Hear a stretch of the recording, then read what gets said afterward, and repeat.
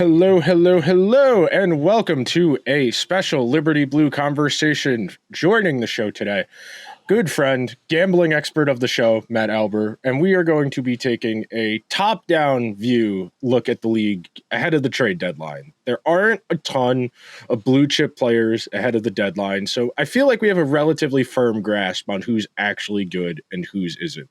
As a starting point, how many teams would you say are in that top tier? You said before we started recording, you like to break them up into tier as opposed to ranking them 1 through 32. Yeah, so for me, it's three teams. It's Florida, and we've kind of seen why they've been on an absolute tear. I think many people think they're probably the best in the league. Edmonton, I mean, they've just gone crazy since they brought in Knobloch. And then Dallas is the other team I have up there too, especially after getting Tanev. As far as Dallas, the thing I find interesting about them is we keep waiting for Ottinger to kind of get going, and we're all assuming he will at some point. Being that goaltending is so volatile, how do you bake that into your kind of, I don't want to say your system because, you know, you're just ranking the teams how you feel about them, but how do you account for that such high variance, especially for a team that we feel is pretty good? Like, I think Dallas is really good too. I know Andrew does as well. Yeah, and it's funny you say that about goaltending because it is just so volatile year to year, right? Like, just as a couple examples, like last year you saw Gustafsson in Minnesota was just out of this world. And this year he was like one of the league's worst goalies in the first month or two. So it does change very quick. But I think at the same time, when you see someone like Ottinger who kind of has that track record, it's like you do kind of expect them to come back to form. And it's like, all right, maybe he won't be what he was in that series against Calgary 2 years ago, for example, right? Like maybe he'll just be good or very good instead of great. But even this year, when he's had like a very mediocre year, like he's still been okay.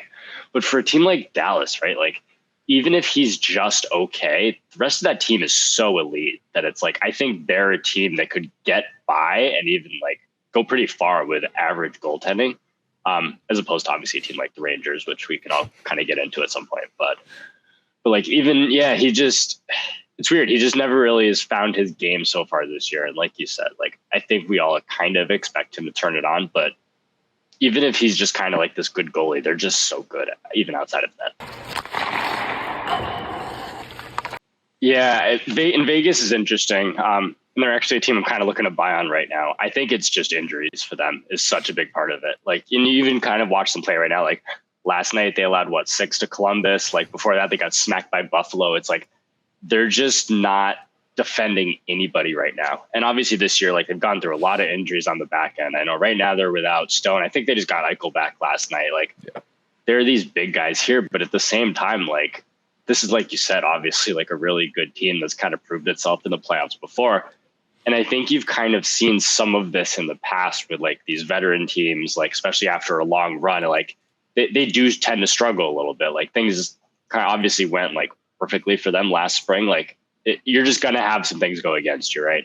And obviously with them, like they've bit the injury bug. Like Aiden Hill started amazing. He's kind of come back down to earth a little bit. And it's like, I think that's the bigger concern about Vegas is like, okay, you won the cup last year because Aiden Hill just had like an incredible run. What if he doesn't do that again? And what if he is league average or even maybe a little bit worse? Like, are you able to go far, especially when you're looking at matchups with like the Kings, the Canucks, the Oilers, whoever it may be, just to get out of the Pacific out there? It's like, I don't know. They're very interesting to me. At the same time, it's like you kind of see what this roster is going to be in 6 weeks. And like you said, right, like maybe they bring in a Buchnevich or a Tarasenko or an Anthony Mantha or someone else that can kind of help beef up a little bit of scoring there. Like they do still have a really solid decor. And then obviously like you expect Hill to be in net. So I do think it's just a little bit of a rut for them. At the same time, like there definitely is some cause for concern, especially as they have started to get a little healthier on the back end. They're still just like they're struggling to defend these like bottom tier teams. Obviously, Columbus, I mentioned Buffalo. There was another one recently I can't remember offhand right now. But it's just I don't know. They're an interesting one for sure. when we're accounting for the disparity between the quality of the conferences, how much of that are you accounting for in putting together how you feel about these teams? Because like you just mentioned, anybody in the West, you're probably going to have to go through some combination of, Dallas, Edmonton, Vancouver, even Winnipeg. These teams that are all really good versus the East, Florida, the Rangers. Then after that, I feel like there's a decent drop off to that next tier down of Toronto, Boston, even Carolina. Yeah. I don't know, right? Because it is funny. The West it has so many more good teams in it, like you said. But I think at the same time, like what that does for the East is it's so much more wide open. Yeah. And like you look down it, right? And I mean, just looking at this really quick, I have 1, 2, 3, 4, 5, 6, 7. I have my 8th best team in the West as good as my 4th in the East. So it's like, I think there's so many of these teams, like, would anyone really be shocked if the Bruins went to the Cup final? We can make Leafs jokes, but like if the Leafs made it to the Cup final, like, would that be shocking to anybody? Probably not. But at the same time, like you look out in the West and it's like, I have Toronto and Vegas right around the same right now. And it's like, the Knights are probably the 8th best team in the West, 7th or 8th, where it's like, you look out in the East, it's like, they're better than I think the Bruins even at this point. So it's just the disparity between the conferences is nuts. At the same time, like, I think that it's going to make for an exciting playoffs in the East though. It's like you said, like, the matchups that we're going to see, they may not be as high caliber as the ones in the West, but it's just so wide open. And especially kind of when you look at that wild card race, like we could mention a team like the Devils. Like if they were to get in, would it really be shocking if they were able to maybe give the Panthers a run, or if it's the Islanders, right? Like the Lightning, I know are down there. Like even the Red Wings who have been playing pretty well. Like, would it really be shocking if they were able to kind of push one of these top tier teams? No, not really. Toronto has terrible goaltending. You mentioned they have I don't trust Ilya Samsonov at all. I mean, he has like one good game or two good games, and then he has 4 or 5 where he's like, anybody else, please. But one other team that has terrible goaltending, and you mentioned is the Devils, who they just fired Lindy Ruff. Travis Green is their head coach, and he starts off with benching Nemec and still putting Holtz on the 4th line for reasons. They have to essentially win 16 of their next 21 just to make the playoffs. I think this was too late of a change. Do you agree? Yeah, I don't think they have much of a chance to get in at this point. I think what is still in the back of people's minds, mine included, is and at this point, I think it's too late, like you said, if they were to have gotten a goalie, and let's say it was 3 weeks ago and they pulled that trigger on the Markstrom trade or whatever, right? Like, that's a team that scares the crap out of me. Right. Because like their 5-on-5 numbers have been really good all year. Like they don't really have holes in their lineup too much. Obviously, like they missed Dougie Hamilton a lot. And they've had the injury bug kind of hit them after like last year, everything seemed to go right. They just can't get a save. And like while they're controlling so much play, like what I keep saying is they've been goalied on both ends of the ice all year. It's like every night you look at it, right? And it's like the Anaheim game the other night's a perfect example. Like they dominated that game against the Ducks. Like that should probably have been a 5-2 win or something, right? And instead, like, what was his name? Dostal plays incredible and they lose. I want to say it was 4-2. I could be wrong on that. But they also can't get a save. And it's like they just keep running out. Like Dawes has been okay. Like Schmid kind of fell off the face of the earth. I don't even know what happened to Vanacek. Like he was one of the worst goalies in the league all year. It's like teams that struggle like that on both sides of goaltending are just never going to have success. But just, I guess, go into the Devils a little more. Like, I guess it is funny, kind of the Devils almost remind me a little bit of kind of the situation the Rangers were in last year. Right. So it's like, and stay with me for a second. So the Rangers make that run in 2022 that no one was really expecting, and that we frankly didn't really deserve to go as far as we did. That just totally raised the bar on everyone's expectations, right? Like that going into the year, that was like, all right, make the playoffs, good, maybe win a round. Like when we beat Pittsburgh in that first round, like the season was a success. They could have gotten swept in round 2 and everyone would have been like, you know what, that was a successful year. Like we're kind of coming out of a rebuild. Awesome job. And then they win that next round against Carolina and they push Tampa. And it's like, all right, maybe this team's actually a cup contender. They realistically weren't kind of looking at it. But that bar of expectations just goes so much higher to where that last year for them, the expectations were going to be impossible to live up to. It was pretty much make it back to the conference final, if not go to the Stanley Cup final, or the season was a failure. And say what we want about Gerard Gallant, but he's kind of what paid for that, right? Like, to me, the expectations were never going to be overly realistic. The Devils I'm kind of seeing as a very similar trajectory at that point, right? Like, they were going through obviously a long rebuild. Last year, everything went right. They frankly went farther than they probably deserved to. Kind of everything bounced their way. And it did the same kind of thing. It kind of raised the bar from, okay, instead of a team that's like happy to make the playoffs, maybe win a round or two.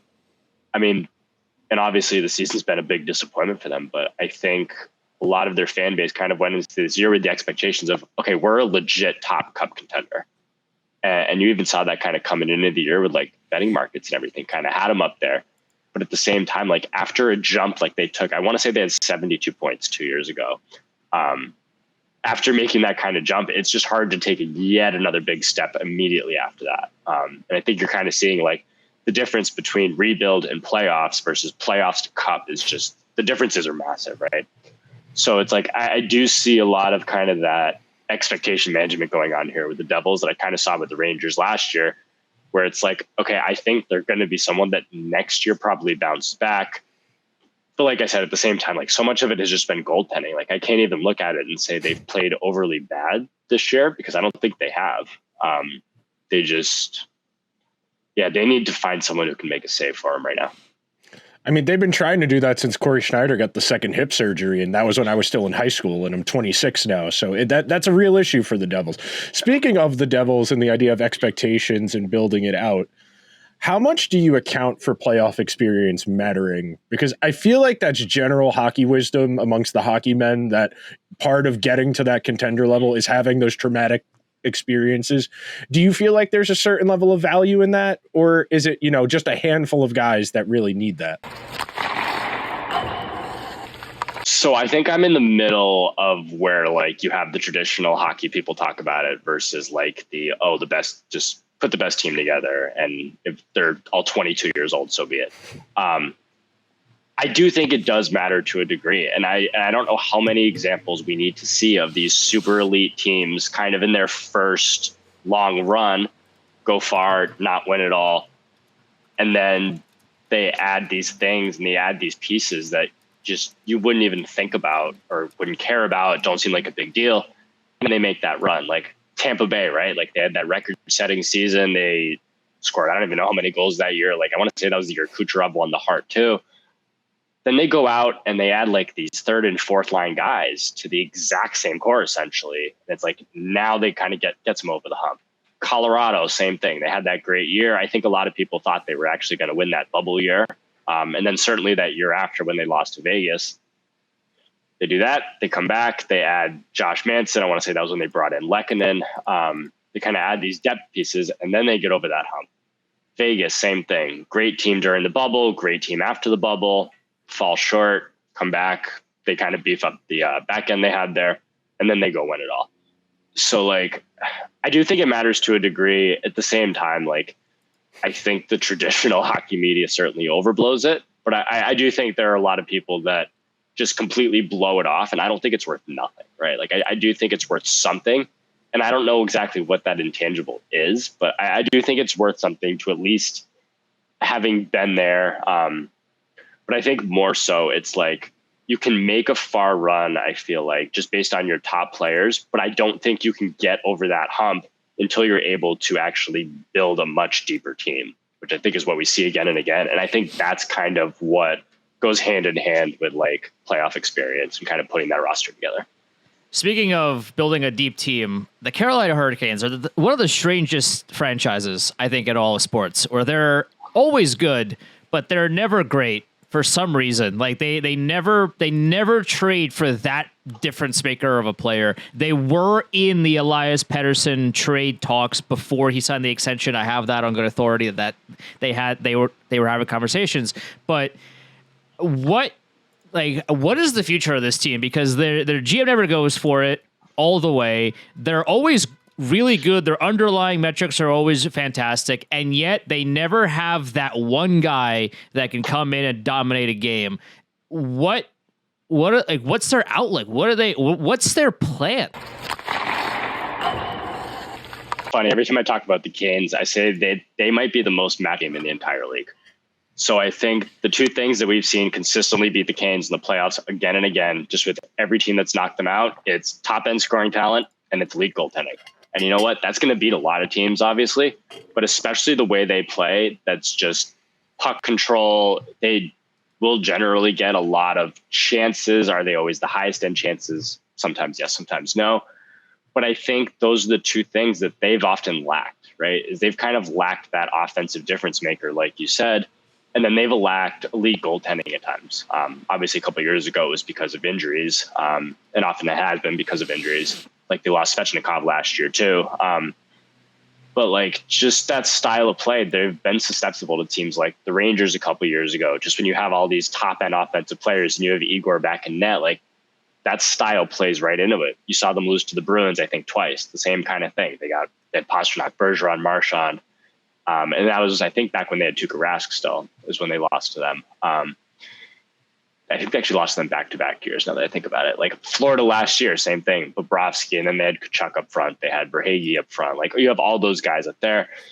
And it's like, I think that when you look at it is probably their whole, right? Is that they're going to be dominant against most of the league. Because when they're going to play an average team and you're going to control 60% of the chances and you're just going to have the puck the whole game, like you're going to beat all of these middle and bottom tier teams.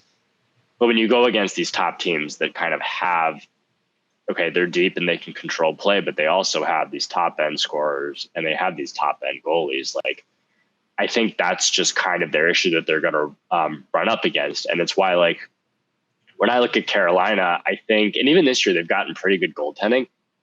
They just need another difference maker to score up front. So it's like, I think obviously they were connected to Tarasenko for a while, right? Like somebody like him, I think would be a great fit. Like obviously they've been rumored to Jake Gensel for a while now. Like I think that's the exact kind of player that they need up there. Like they need a difference maker to help score some goals, because obviously they struggled to do that against Florida last year and the Rangers the year before and Boston the years before. That's kind of how I see Carolina is. They're just so matchup dependent. Speaking of the idea of high-end talent, when you're putting together kind of like your mental checklist of what a contender looks like, what benchmark type of players? I'm not saying like specifics, but, you know, like are we talking point per game players, you know, like an 80-point defenseman, elite goaltending? What in your mind kind of sets a team apart and puts them in that upper tier when you're putting together a check? I think I value the top players less than others do. But I also think I value like a fourth line less than others do too. I think where you inevitably like see these teams that go really far is that lines 1 through 3 are often interchangeable. But also they have really strong depth on the back end is the other part. Like you're not seeing these teams with like third pairs to get sheltered in generally go very far. But at the same time, like you look at Vegas last year, like they could just roll the top 3 lines and you weren't having much of a drop off at all. Like Tampa was the same thing. Like they finally kind of got over that hump when they put together that second line. They put together that strong third line. So I think when I look at some of these teams, like, okay, obviously like Edmonton has the best top 3 of anybody, I think we'll say, right? Like except for maybe Toronto. Like those two would probably go head to head for the best top line. But I don't know how many years we need to see that those teams just, unless you have the depth behind it, like it just doesn't work, right? And it's like, in theory, you'd love to see like McDavid obviously in a cup final, like Austin Matthews in a cup final. But I don't know how many times we have to see that the teams that are deep and the teams that can just roll their top 3 forward lines pretty consistently and roll any deep pair and kind of have success with that, go far. Like, I think that's what I look at more than anything is like just not looking for a massive drop off in the lineup. The Winnipeg Jets are one of the best teams in the entire league. They have been on a roll the entire season. Connor Hellebuyck is on some kind of heater. He's somebody. We gotta test this man. I mean, he's been absolutely fantastic all year. I would have to imagine they're gonna be active at the deadline. Could they be the team that comes out of the West? Like, there's so many good teams that are gonna be fighting to the death out there. You got Dallas, you got Colorado, you got Vancouver, you got Edmonton, Vegas. Like, there's so many good teams out there. One of them has to make it out there. I think there could be their issue is going to be, right. Like, I think they're the team that I look at and say, all right, like, who is it really important wins their division? I think they're probably the team I say it matters the most for. Like, and I've kind of mentioned this before with the Rangers. Like, I don't think it really matters that much if the Rangers win the division this year. Just kind of you look at like who those matchups would be in the first round. Like, it could be the difference between Philly and Detroit. It just isn't that big. Like, for them, like, not having to go through both Colorado and Dallas is just so important. Like, obviously Hellebuck's been unreal, but kind of when you look at it, right, like, even dropping down into that 2 spot and having to play both versus staying in the 1, and you're probably playing like in LA, maybe Nashville. Like, I just see the difference between those two teams being pretty big. But at the same time, like, you have Connor Hellebuck, you're going to have a shot. And they kind of fit a very similar mold to kind of like what the Rangers have had, right? Like, they'll have an elite goaltender. They'll get great goaltending every night. You know that. Like, they're playing terrific team defense. I think they're maybe still short one defenseman that they may go look to add. And then they have high-end offensive players, right? Like, they got Connor Scheifele, Ehlers, Iafallo. Like, Lowry's having a good year. Like, Velarde's been playing well. So it's like, they do kind of have that mold up front. I guess my concern for them just is depth as I look at it, kind of especially on the back end. Because, like, I mean, obviously Morrissey's a stud, but after that, like, there is a pretty decent drop off. So I certainly thought that they actually might be in the market for somebody like a Tanev. Like, I don't think they're going to end up getting Hanifin, but I'm sure they're kind of looking at it. And it's like, I think they have the team to maybe put together a run, but I think they have to win the division to really have much of a shot, because I don't think they get by both the Avs and the Stars. You mentioned the trade market, and we're a couple days away from the deadline. Other than the Gensel and Buchnevich tier of forward, do you think there's anybody that's going to move in the next few days that's a real, like, somebody we have to take note of when we're talking about the tiers that these teams are in? I think it more so a lot of times with these trades comes down to the fit. And I don't even know how many times we've seen just like a big name go and do nothing. Like, we all remember Eric Stahl years ago, right? Like, we don't need to kind of go down that road. But I think I look at somebody like an Anthony Mantha, for example, and I think there are a few fits that are just terrific for him. The Rangers obviously being one of them. But Florida, I think, like, he'd be a great fit when they need a little bit more forward depth. Like, he'd probably be a third line winger for them. And that scares me, because like, that kind of really completes their top 9. At the same time, if he goes someone like Boston, like, that doesn't really move the needle much for me. Right. So I think it's a lot of times just like the fit with this stuff. And when we've been looking about the Rangers, like, obviously they were linked to Lindholm for a while. And like, I'm a big Lindholm fan, but as you kind of started to think more about it, if the Rangers were going to get Lindholm, you're not putting him on the top power play. He's probably not going to be on your top penalty kill, and he's going to be playing on the third line, most likely. Like, I don't think they'd put him top line right wing. And he'd be on the third line. It's like, you're trading for a guy like that. Yeah, great player, but if you're not really able to put him in the right spot, I don't think it necessarily matters that much. And it's like, I think one of the ones that we're just seeing constantly out there is Hanifin to Tampa Bay. And I think obviously, like, with Sergachev going down, like, that makes a lot of sense. But that's just really kind of the way I look at these, is like, all right, not just what player went where, but like, all right, what is the fit like? How are they using it? Like, you've seen Monahan. I think he's not as good of a player as Lindholm, but he's had so much success since going to Winnipeg. And it's like, it really is the fit a lot of times for these guys. Like, you saw Barbashev last year. Like, nobody really blinked an eye when Barbashev went to Vegas, right? And he was just such a seamless fit on that line with Eichel, and I forget who the other wing was. I think Marchessault. And it really is about the fit more than anything else for me. The Edmonton Oilers are just a strange team, because for half the season, they couldn't pay for a single save. They lost every game 9-8 essentially, and they fired their head coach, and it was a disaster fire. And then they bring in Chris Knobloch, who coached the Hartford Wolfpack, and now they've essentially, I don't know what kind of magic voodoo he's put on his goaltending, but now they're making saves again, and now they're winning games. What a surprise! When it comes to the playoffs, we've seen the Oilers have good goaltending at times. We've seen the Oilers have miserable goaltending at times come playoff time. McDavid, Draisaitl, I mean, this is a deep team. Ekholm was a great addition last season. But when the time comes, do you trust the Edmonton goaltending to make a save? I don't know. Again, I think I'm kind of in the middle of what a lot of people think on this. Like, I am higher on Skinner than I think a lot of people are. Like, you see a lot of jokes kind of making fun of Stuart Skinner, saying like they'll never take Edmonton seriously with Stuart Skinner. He's 25 years old. Like, he was a rookie last year. Like, it's not like this is a guy that's been around for 5-6 years and we've seen kind of fall apart in the playoffs again and again.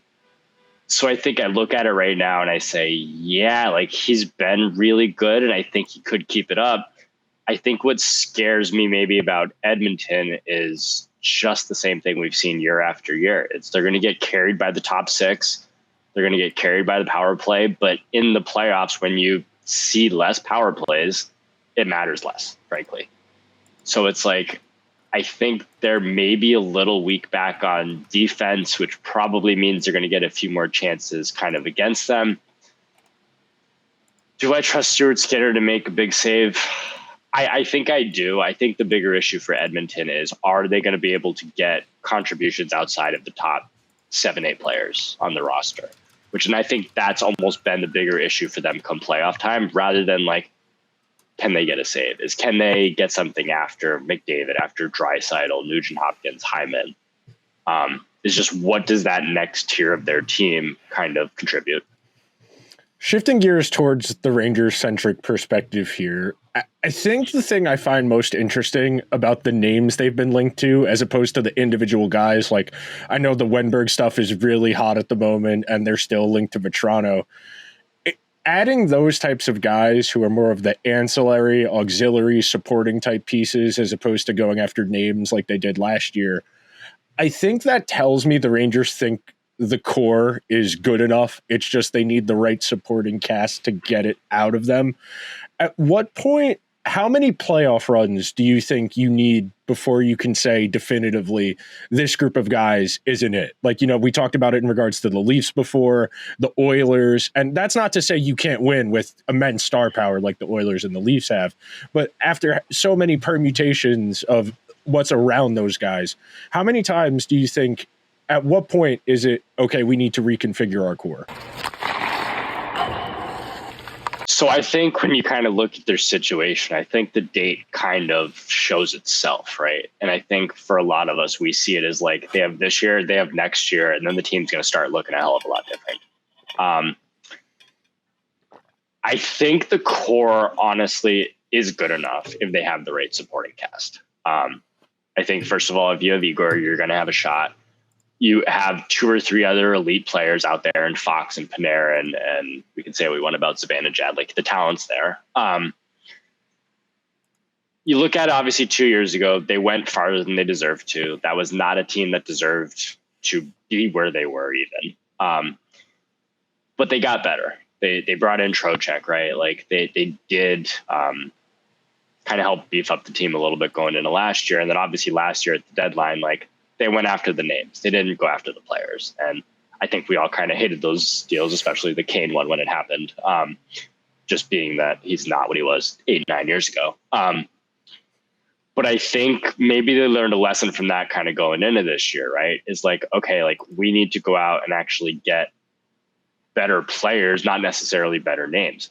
And I think the thing that Chris Drury did over the summer, and I was very critical of the summer, but I think the thing that he did that I like is they've brought in so many guys that they could try to kind of help that bottom six that has really struggled. And obviously a lot of these names haven't worked, but like Nick Bonino was here for a while. Like, obviously VC kind of has been playing well and they kept him around. Like, Pitlick was in there, not back anymore. They brought in so many guys to try. That kind of shows that he's learned, like, okay, our top 6 probably isn't going to change a whole lot, and even to a lesser degree, the top 9. But I think I do agree with him that it's good enough just if they have the right supporting cast. Because part of the problem, especially last year, was like, obviously, like, they didn't score, but at the same time, that fourth line would just get pillaged in their own end. And you kind of saw that in the playoffs too. And it's like, if Igor didn't play out of his mind, that series isn't even going as long as it did, frankly. So yeah, I mean, obviously the clock's kind of running low here, like on this group, like after next year, like the cap's just not going to allow for them to kind of keep everybody together. But I think to a degree, your hands are also tied. Is like, you're obviously not going to sell out of this group. Like you have a lot of these guys that are in their primes right now. So I think they're kind of in the right spot of like, okay, we at least have to give this core a shot. Like we know they can make a run. And what I said after they lost to the Devils last year was that to me was the worst matchup for the Rangers in the entire conference. And I still now even think if they get by the Devils, there's a very good chance they make the final last year. Like I've obviously loved our matchup against Carolina for a long time now. And then you get to the other side, and Florida last year did not scare me the way Florida this year does, to be honest with you. So it's like, I think that they had a very good chance to go far, but the perception is obviously that the 2022 Rangers were better than the 2023 Rangers. I don't think that's true at all. So it's like, I think just kind of the perception can change so drastically just based on 1 or 2 games, right? Like they win that game 7. Okay. Maybe they go on to beat Carolina, and then the seasons look totally different. But yeah, like I think they have the talent there. I think the core group is right. They just need to fill it with the right guys. So obviously the way we look at it right now is like they've had one good line for the last 3 months, something like that. And it's like, you're obviously not going to win a Stanley Cup if your number one center doesn't score an even strength goal since Christmas. Like that's just not going to happen. But I think there are a lot of guys out there that you look at that could help to jumpstart that. So I do think for them, especially, like the pieces are out there. Because like I mentioned depth, right? Like I do see if they add a few pieces, the depth kind of gets put into place, right? Like I think if they end up getting that top line winger, whether it is Vetrano, I secretly hope it's not, or it's Mantha, or it's Eberle, or whoever it is, right? Like, okay, you're pushing Kakko back down to the third line. Now that third line suddenly looks really strong, like especially if they do add an Alex Wenberg. That third line of Cooley, Wenberg, and Kakko suddenly looks really good, right? And now it's like, all right, now you're pushing Brodzinski down to the fourth line. So it's like now your fourth line looks pretty good too. I'm already a fan of their decor this year as badly as Keandre Miller's played this year, but it's like you do see the pieces that are there, and you do see a pretty complete roster at that point. So there's definitely like a lot for them to do, but you see the pieces there. Do the Rangers have a comfortability problem? Because, and Nick and I have talked about this, where you mentioned Mika Zibanejad has now gone 29 games without a 5-on-5 goal. He's still on the first line with Kreider. That's never changing. Lindgren has fallen off a cliff this year defensively, and I mean offensively he's never been that great, but he's just hasn't been good at all this year with Fox. He's staying on that top pair. Trouba and Miller have one good game followed by 4 bad games, and they just continue to stay together because that's what the guys want. That's what they get. I think maybe to a point, I don't know if it's necessarily a comfortability issue. I think it's almost a what else are you going to do issue, right? Like, so you kind of mentioned Kreider and Zibanejad. It's like, okay, say you did want to break them up. What is the change that you're going to make there? And I think in past years, like you would talk about moving Panarin up, you're not touching that second line. Like you're just not, right? And it's like, okay, maybe you even give them more ice time than the top one. But what's the change that you would make? Like, you're not putting Will Cooley up there over Kreider. Like that's just not something you're going to do. I think defense is a little different. Like I think for a while, the change that you thought they might make, and I think you got to leave Fox and Lindgren together. Like they've just shown it for so long, is kind of bad as he's looked this year. Like I think you come playoff time and like you want to see Fox with Lindgren. I think everyone kind of like at least understands that to a degree. But I think the change that would have made sense is just swapping the bottom 2 on the right side. It's just swapping Schneider and Trouba and seeing if that maybe kind of helps to change things up a bit. But the other one that you kind of saw a little bit was you saw Fox with Gustafsson. And I think that's maybe the other one that you think about. I don't know if it's a comfortability issue or not. I just think it's kind of like you've seen these guys have such a track record of playing decently well together, Miller and Trouba kind of aside.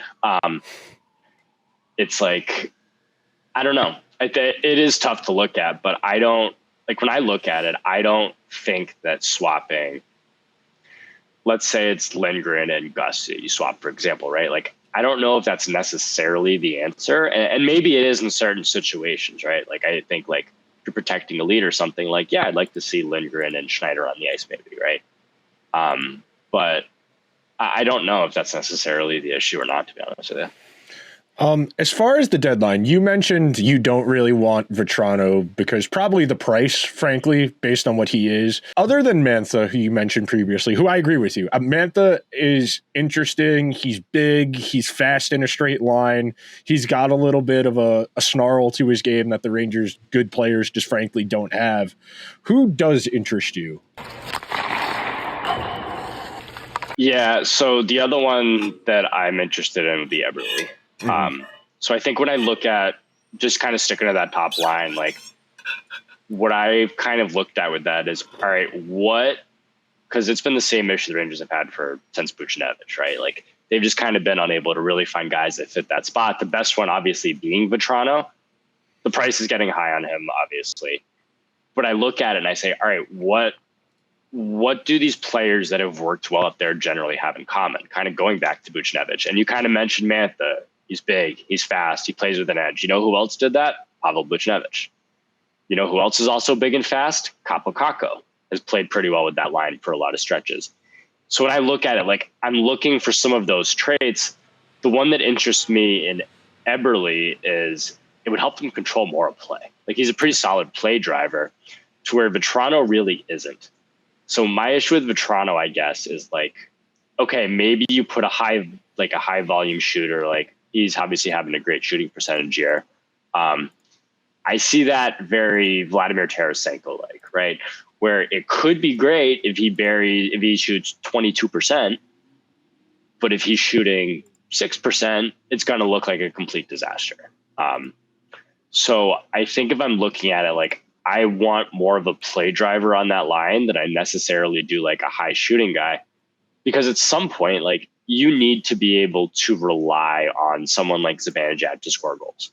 And especially at 5-on-5, like it's just, it has to turn at some point. Like, it's not like they're getting pillaged in their end every single night is the other issue of it. It's like, I think at some point, like there will be a little regression coming, but you're not going to win a Stanley Cup if you're not getting something out of your top players.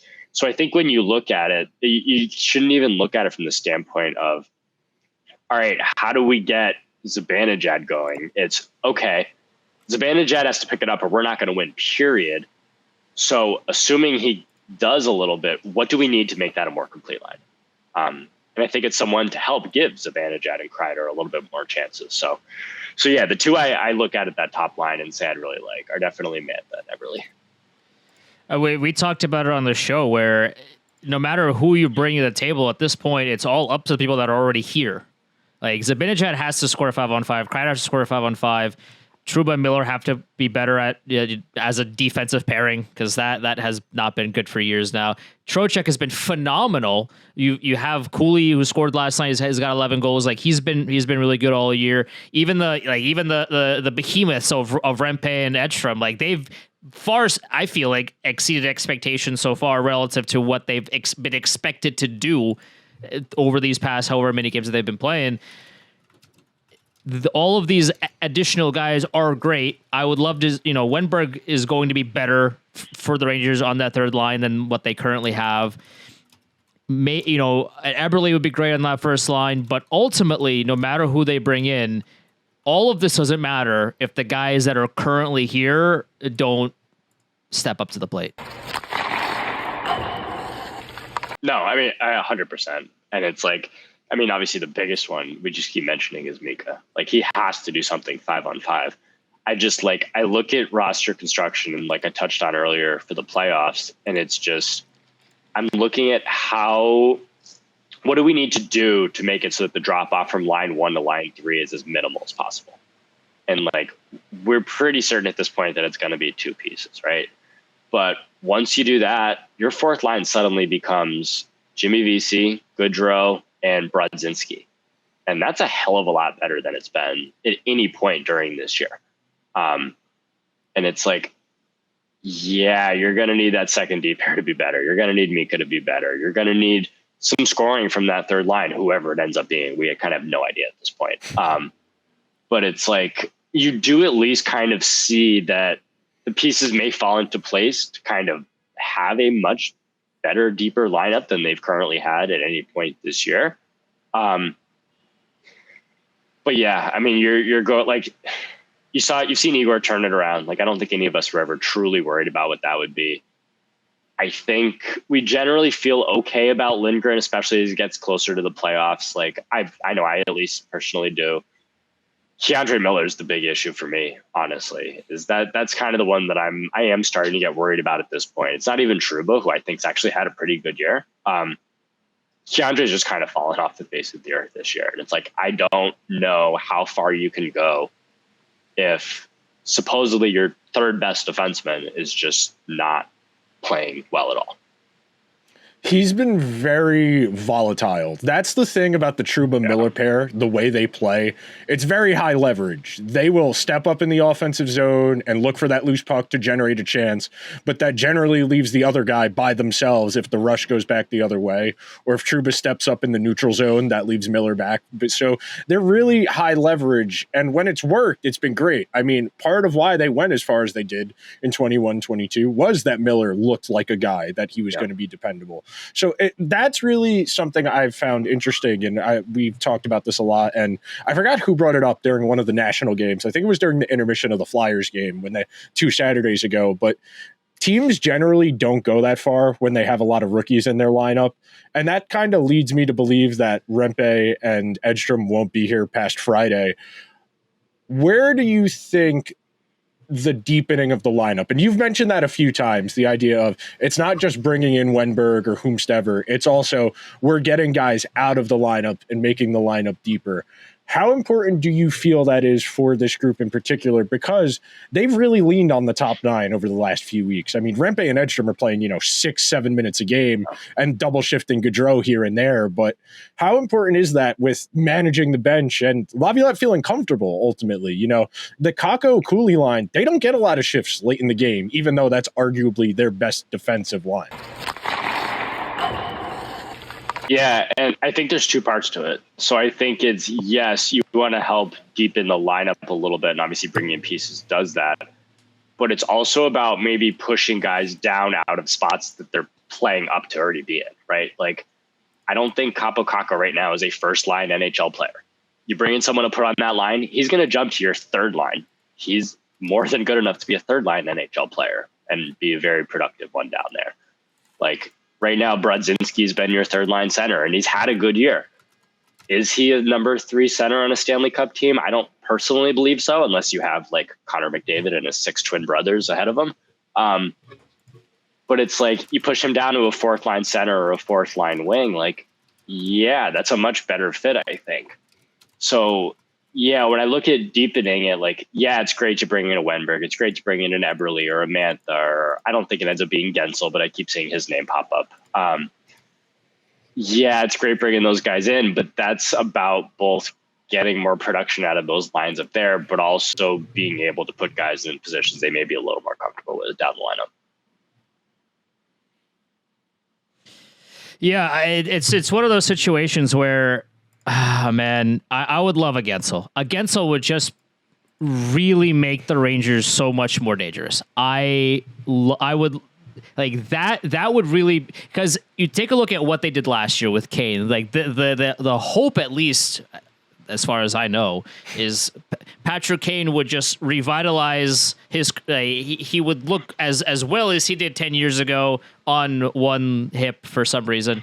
And he would score 40 points in 10 games, and they would win it all. But Jake Gensel is somebody that can actually do that now. But like, would he score 40 points in 10 games? I mean, maybe in NHL 24, but maybe not in real life. But that, like, he is a dynamic first line winger that would really, really make the Rangers instantly one of the scariest teams in the league, if not the scariest team. Whether or not Dubas and the Penguins actually want to go and help the Rangers, I don't know if that's going to happen. But Wenberg is great.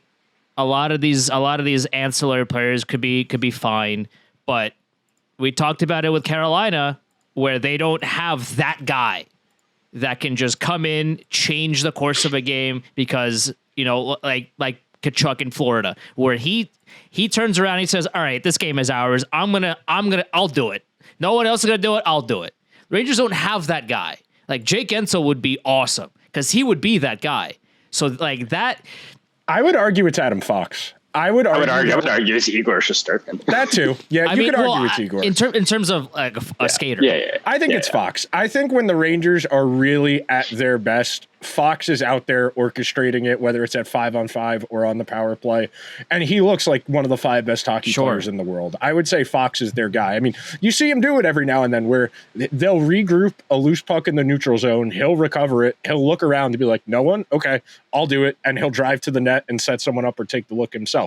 I think that's something that I'm doing a dive on Lindgren, and I'm trying to get a better understanding of what he's struggling with specifically in his game.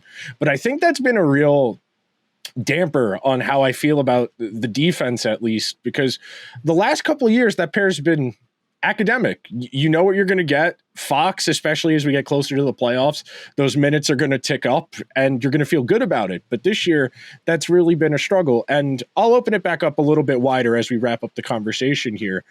As far as the path for the Rangers, you mentioned you don't think winning the division matters all that much because the wild card teams, you know, the Flyers, the Red Wings, those teams have very clear holes. You could even throw the Islanders in there who may or may not make a little push here.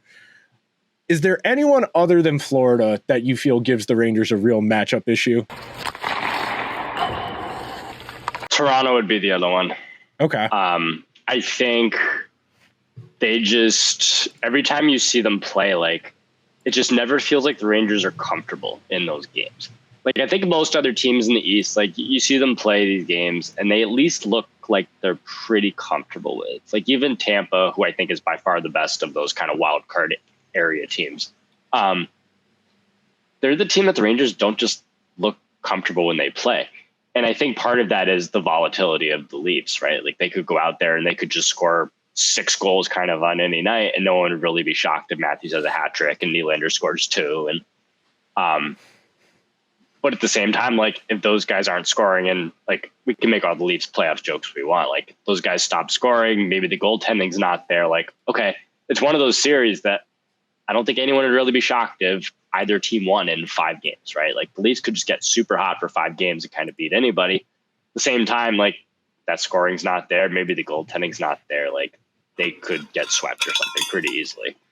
So they're the one that kind of scares me. I mean, Florida, we mentioned, obviously, is a juggernaut, but it's like, I like the matchup with the Canes. I like the way they match up with Boston right now. I like the way they match up with really any of those East teams. I mean, for a while, the one exception was the Devils. I kind of figured they would get a goalie, but now that seems like it's not really going to happen. I mean, if I had to say another team there that maybe worries me a little bit, I think it would be the Islanders. And at this point, like, they're going to add players. Like, I think Lamoriello actually came out and said it recently. Yeah. Like, they're just not going to sit on this team. And it's like, if they go out and they get maybe a Vladimir Tarasenko or something to kind of help them score some goals, like, their issue this year hasn't really been generating offense. It's been on the other end. So I think if they're kind of able to kind of help beef up scoring a little bit, like, yeah, that maybe could help a little bit, kind of give them an extra scorer there. Like, maybe they do go out and get a defenseman at some point. Noah Hannafin to the Islanders would be funny. Like, that would be interesting. That would help them. That would actually help them. Of course it would help them. Yeah. Would Lou do that is a whole different conversation. But that, like, if that would make them suddenly like, oh, okay, we have to actually worry about this team now, kind of deal. Yeah, and it's like, when I kind of look at that tier, like, I have the Islanders right now basically in a tier with all other playoff / likely games. Like I have them in the same group, and this is the largest group I had, as Tampa Bay, as Detroit, as Minnesota, as Nashville, as Seattle. Like I kind of have them in there with all these borderline playoff teams. Like I think they're better than the Penguins, than the Flyers, than the Devils, than the Capitals, like all those other teams, right? Like to me, the Islanders are a pretty decent step ahead of all of them. And I think you mentioned Hanifin, like I look at that, and not only does that make them a lot better right away, like I think you could argue that he'd instantly be their second best defenseman. But you just look at all the teams that they'd be taking them away from. And I think that's the other thing when you look at the deadline is like, okay, obviously it's great to get a guy, but you mentioned the Rangers with Jake Gensel. If they get Jake Gensel, they're taking Jake Gensel away from potentially going to Carolina, a team that probably needs that fit a little more than we do. And I looked at this last week when the Stars got Tanev. Is like, yes, great fit in Dallas. I think that was the exact hole they had. But they also took Tanev away from potentially going to, and I don't think he was ever actually going to go to Edmonton, but they took him away from maybe going to Toronto, or maybe going to, I don't think Vegas was seriously contender, but maybe in LA, like someone else that they may have to go up against and now did not get that big ad that you just did. So Hanifin's certainly kind of the big one that I think everyone's waiting to see where the shoe drops. Personally, I think he actually ends up in Florida. I think they kind of swing big there. Like, especially when you look at that cap situation, like how often do you look at it and see that the best team in the NHL is in a position to add more than most teams right now? And it's like, you kind of see that half their team's about to be free agents. They're going to take a big swing here. Whether maybe it's Hanifin, like maybe it is Jake Gensel. Like they could certainly go out and get one of these big names at this point.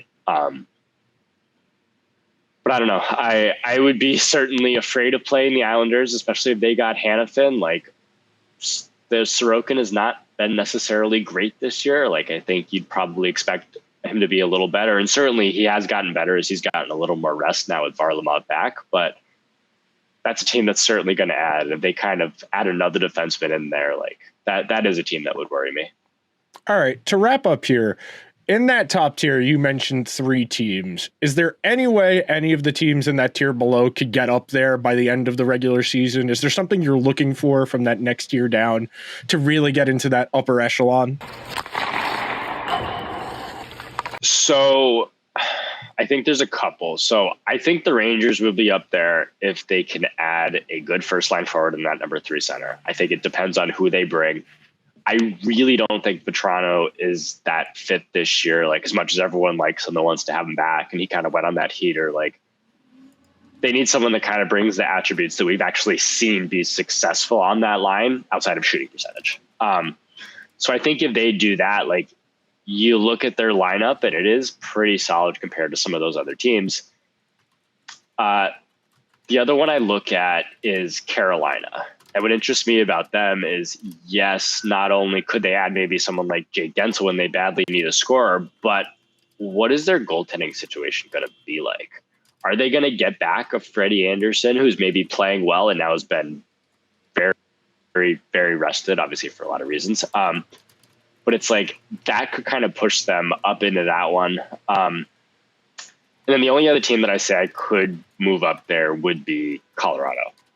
I think it's very interesting to see what they do. Obviously, for a while, it was they're going to get Elias Lindholm.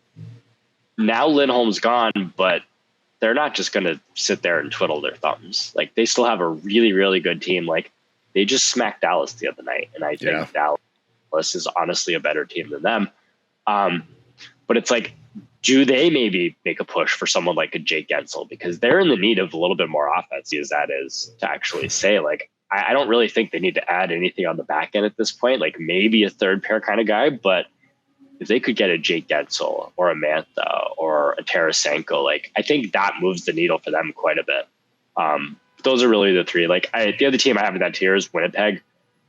I just don't know if they're going to get to that upper tier because I do think that they lack some depth. That'll just about do it for this Liberty Blue conversation. I want to thank Matt for stopping by the show. Andrew and I will see you guys real soon. Make sure you are subscribed wherever you get your podcasts. Drop a 5-star review on Apple or Spotify. Subscribe over on YouTube. Like the video. We'll see you guys soon. Later.